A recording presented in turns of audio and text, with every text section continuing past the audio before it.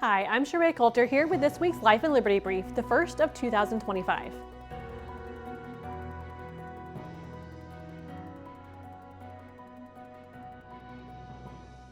We begin this week with an announcement from Senate Majority Leader John Thune that the Senate will vote on the pro-life Born Alive Survivors Protection Act in the coming days.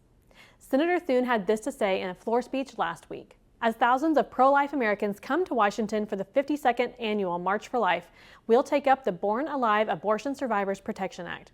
This vote will ask Democrats to answer whether a living baby born after an attempted abortion should be provided with medical care or be left to die. It shouldn't be a hard question, he said. In another bit of good news, a recent poll found that 3/4 of parents oppose transgender ideology in schools. In the article from the Christian Post linked in this week's brief, you can read more about this growing sentiment and how states are acting in parallel to that, taking more action to support biological sex and privacy in bathrooms and locker rooms.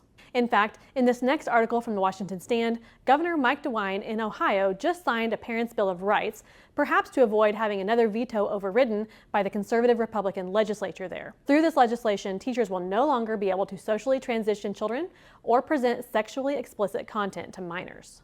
Finally, Arkansas has been named the most pro-life state in the country for the 5th consecutive year by Americans United for Life. From the Danbury Institute this week, we urge you to continue praying with us for those who have lost loved ones and property to fires in Southern California.